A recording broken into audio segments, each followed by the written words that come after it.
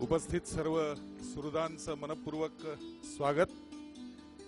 मैत्रेय फाउंडेशनच्या वतीनं मधुसूदन सतपाळकरांच्या 9व्या स्मृतिदिनी या पुरस्कार सोहळ्यामध्ये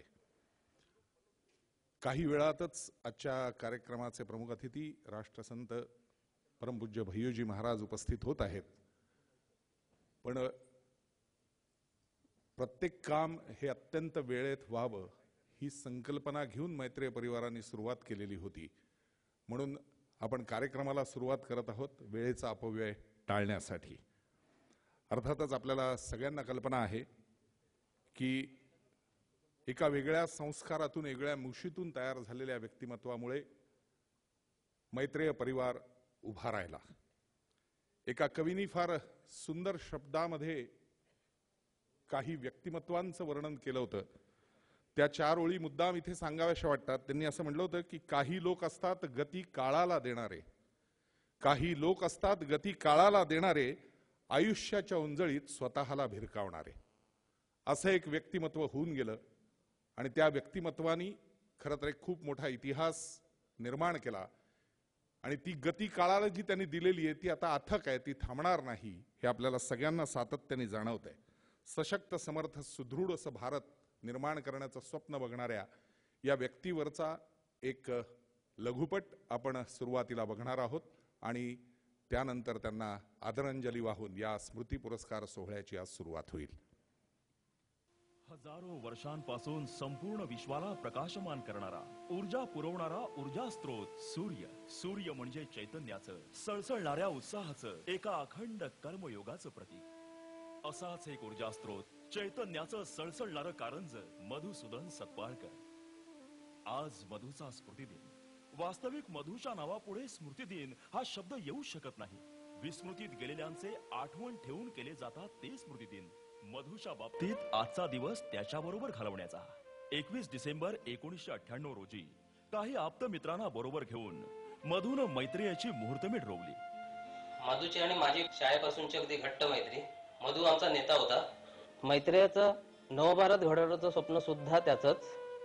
प्रत्येक व्यक्ती फक्त आर्थिक दृष्ट्याच सक्षम झाला पाहिजे असं नव्हे, तर शैक्षणिक आणि सामाजिक दृष्ट्या सुद्धा तो समृद्ध असला पाहिजे, हाच त्याचा ध्यास। आमच्या समोर त्यावेळी आदर्श होते सगो वर्टी sir, Panditnath Chaudhari, SM Joshi, doctor नाया डोळे। मधू नेहमीच म्हणायचा, ज्यांच्या समोर पाया पडावे असे पाय नाहीत ते केवळ दुर्दैवी, आणि ज्यांच्या समोर असे पाय आहेत आणि तरी देखील ते पाया पडत नाहीत ते केवळ कपाळ करंटे। त्याचं शालेय आणि महाविद्यालयीन शिक्षण अण्णासाहेब वर्तकांनी स्थापन केलेल्या शाळेतून आणि महाविद्यालयातून झालं। त्याची कार्यशक्ती आणि सृजनशीलता अफाट होती। नोकरीच्या मागे न लागता स्वतः बरोबरच आपल्या समविचारी बांधवांना त्यानं उद्योजकतेचा मार्ग दाखवला मैत्रेयाच्या माध्यमातून। मैत्रीच्या नात्याचं एक अनोखं स्थान मधूच्या जीवनात होतं। 3 नाती जगामध्ये सर्वात महत्त्वाची असतात प्रत्येकाच्या आयुष्यात। एक नातं असतं आई वडिलांचं। माणसाला घडवणं किंवा बिघडवणं हे आई वडिलांनी केलेल्या संस्कारावर असतं। दुसरं नातं असतं ते मित्राचं। मित्र त्यावेळेला त्याच वयाचा असतो, तो त्या भावना समजू शकतो आणि म्हणून खऱ्या अर्थानं संस्काराचं जर काम कोण करत असेल तर ते मित्र करतात। म्हणून जगामध्ये सर्वात श्रेष्ठ नातं कोणतं असेल तर ते मी मित्राचं मानतो, मैत्रीचं मानतो। मधू मधला सामाजिक भान असणारा, झोकून देण्याच्या प्रवृत्तीचा कार्यकर्ता प्राध्यापक गोपाळ दुखंडे, रामविलास पासवान, VP सिंग यांनी ओळखला आणि 1998 मध्येच मधू महाराष्ट्र युवा जनता दलाचा अध्यक्ष झाला।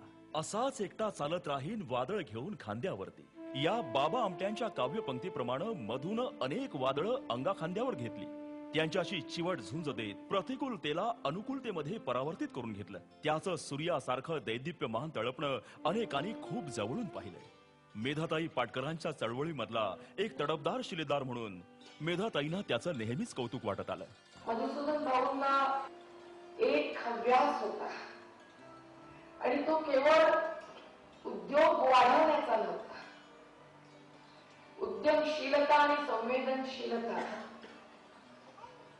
यांचा एक प्रकारचा समन्वय आणि त्यातूनच आलेली त्यांची सामाजिक बांधील आणि त्यातून उभं राहिलेलं मैत्री. मधूच्या या कामगिरीचं अत्यंत समर्पक शब्दात वर्णन करतात सारस्वत बँकेचे अध्यक्ष माननीय श्री एकनाथजी ठाकूर साहेब. अंधाराचा महासागर किती अथांग असला तरी त्याच्यात प्रकाशाची बेटा असतातच. म्हणून मीच माझं ठरवायचं की अंधाराच्या लाटावर पराभूत होऊन वाहत जाणारं नाहवडी मी व्हायचं, की प्रकाशाच्या बेटावर सूर्यकिरणाची लागवड करणारा शेतकरी. मधुसूदन सतपाळकर हे प्रकाशाच्या बेटावर सूर्यकिरणाची लागवड करणारे शेतकरी होते असं मला वाटतं. मैत्रेय परिवाराचं मैत्री उद्योग समूहात रूपांतर व्हावं अशी सतपाळकरांची महत्वाकांक्षा होती. मैत्रीचा प्रयत्न काय, मैत्रीचं स्वप्न काय, जे स्वप्न पाहिलं होतं गांधीजींनी, जे स्वप्न पाहिलं होतं ट्रक खाली चिरून घेणाऱ्या बाबू डेनूनी, ज्या खानदेशातल्या तरुण किरीट फुलांनी जे स्वप्न पाहिलं होतं ते स्वप्न मैत्रीच्या प्रत्येक कार्यकर्त्याचं. हिऱ्याचा प्रत्येक पैलू जसा प्रकाशाचा स्पर्श होता झळाळून उठतो, तशीच मैत्रियेची विविध उद्योग क्षेत्रातील कामगिरी नेत्रदीपक ठरली आहे.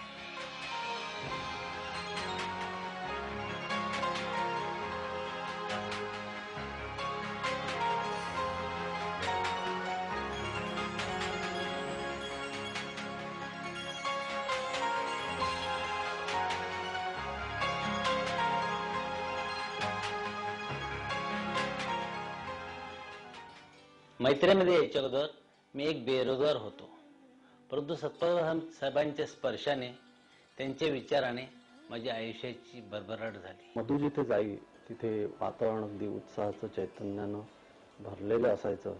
तो जिथे सभा समारंभामध्ये जायचा तिथे प्रचंड गर्दीने लोक जमा व्हायचे. त्याच्या भाषणाला लोक मन भरून दाद द्यायची आणि एक स्फूर्ती घेऊन घरी जायची. त्याने मैत्रेय परिवारातल्या प्रत्येकाला घडवलं, स्वबळावर कष्ट करत पुढे जायला प्रेरित केलं. म्हणूनच आजही मैत्रेय परिवारातल्या प्रत्येक सदस्याचं उद्दिष्ट आहे त्याचं स्वप्न पूर्ण करणं. त्याच्या बाबतीत सांगायचं तर त्याच्या बोलण्यात, वावरण्यात एक जोश होता, एक चैतन्य होतं आणि ते चैतन्य तो इतरांमध्येही आणू शकायचा. मला वाटतं त्याची हीच ऊर्जा माझ्या आज मैत्रेय परिवाराची धुरा वाहताना कामी आली असं मला वाटतं. मी असेन वा नसेन, परंतु माझं स्वप्न या भारतभूमीला स्वर्णभूमी, या भारतभूमीला पुन्हा गौरवभूमी म्हणून निर्माण करण्याचं स्वप्न तुम्ही सर्वजण साकार करणार आहात यावर माझा पूर्ण विश्वास आहे. असेन मी नसेन मी तरी असेन मी कहे फुला फुलात येथल्या फुला फुलात येथल्या उद्या हसेल गीत.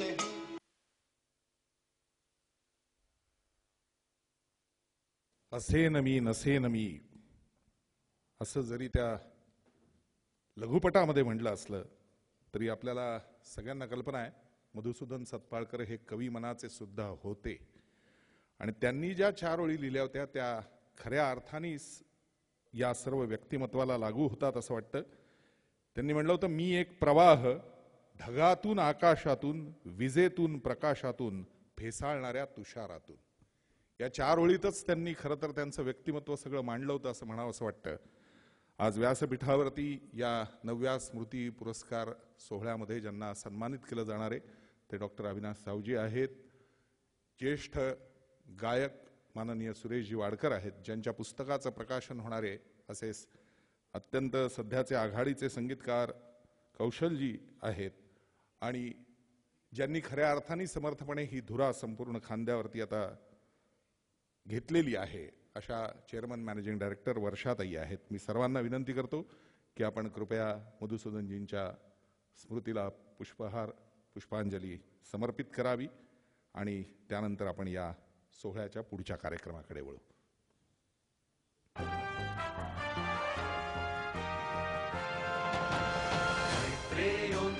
कर्ण मनोबुद्धि चित्ताहंकारा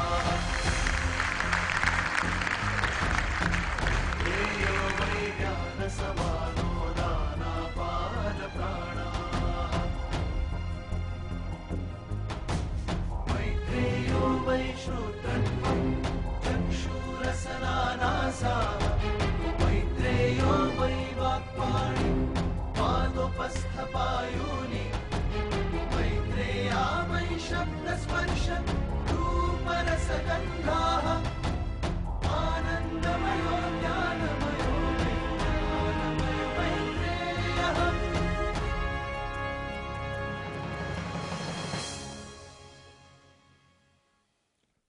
सळसळणारी पानं, निथळणारं पाणी, पक्ष्यांच्या चोचीवर अवखळ वेडी गाणी, असं म्हणत म्हणत एका माणसानं हे स्वप्न उभं केलं.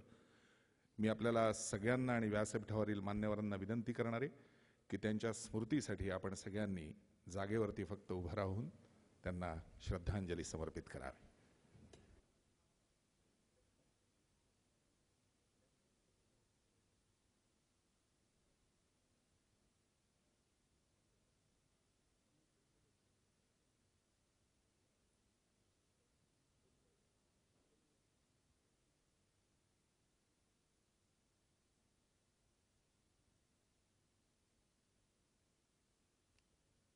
हरि ओम तत्सत.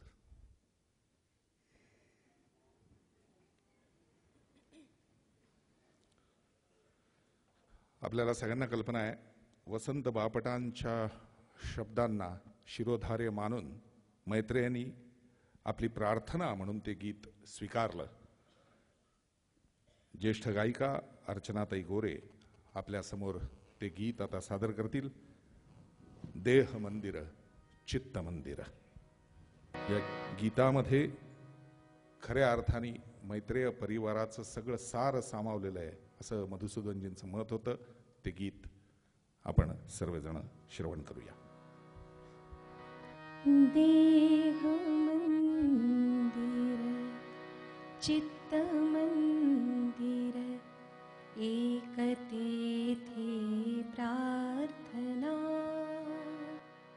देह मंदिर चित्त मंदिर एक तेथे प्रार्थना. सत्य सुंदर मंगलाची नित्य हो आराधना. सत्य सुंदर मंगलाची नित्य हो आराधना.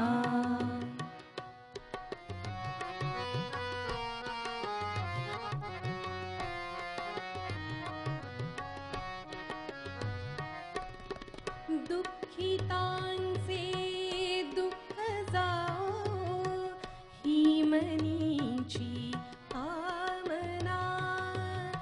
वेदना जाणावयाला जागवू संवेदना.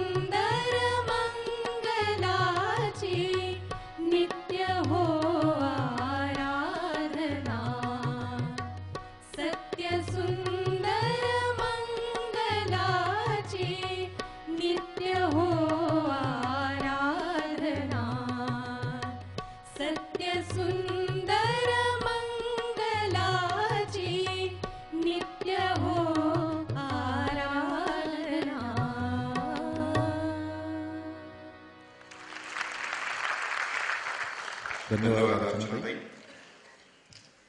कार्यक्रमासाठी व्यासपीठावरती जे सर्व महनीय आज उपस्थित आहेत त्या सर्वांचं मैत्रेय फाउंडेशनच्या वतीने आता सत्कार करण्यात येणार आहे. मी विनंती करतो सर्वप्रथम चाळीसगावचे सिनियर फील्ड DU पाटील सरांना की आजच्या या 9व्या स्मृती पुरस्कार सोहळ्यामध्ये ज्यांना पुरस्कार प्रदान करण्यात येणारे असे प्रयासचे डॉक्टर अविनाश सावजी यांचा आपण सत्कार करावा.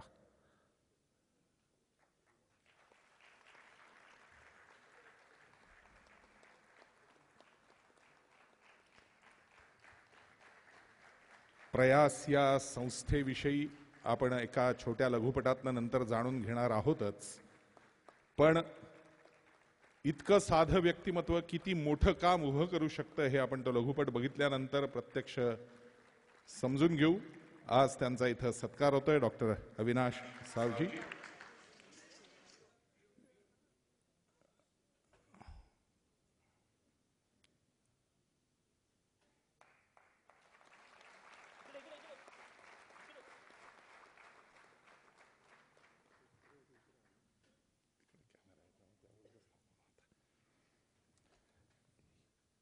आज ज्यांच्या हस्ते मैत्रेय मास कम्युनिकेशनच्या आणखीन एका उत्तम पुस्तकाचं प्रकाशन होणार आहे असे आपले सगळ्यांचे लाडके ज्येष्ठ गायक माननीय सुरेशजी वाडकर यांचा सत्कार संचालक प्रसाद परुळेकर यांनी करावा अशी विनंती.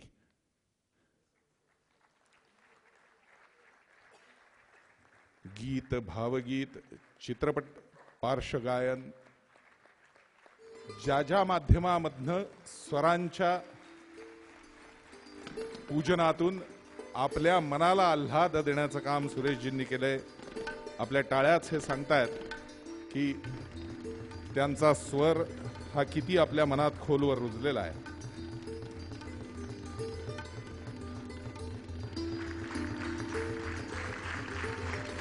पुस्तक संच, श्रीफळ, शाल, पुष्पगुच्छ आणि सन्मान चिन्ह देऊन माननीय सुरेशजींचा इथं सन्मान होतोय.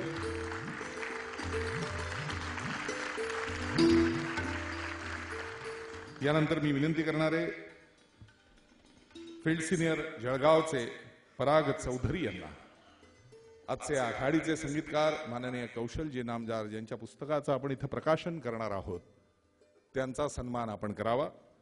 माननीय पराग चौधरी, फील्ड सिनियर जळगाव.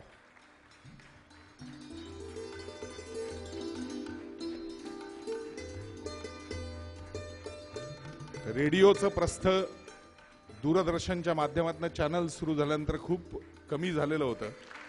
त्यातून काही नवीन वेगळी चॅनल सुरू झाली आणि अशा एका चॅनलवरती मराठीचा अवमान होतोय असं ज्या क्षणाला लक्षात आलं त्या क्षणी मराठीला पुन्हा उजाळा आणण्यासाठी मराठी अभिमान गीत एका वेगळ्या पद्धतीने इतिहास त्याचा निर्माण करणारे आघाडीचे संगीतकार कौशलजी यांचा इथं सन्मान होतोय.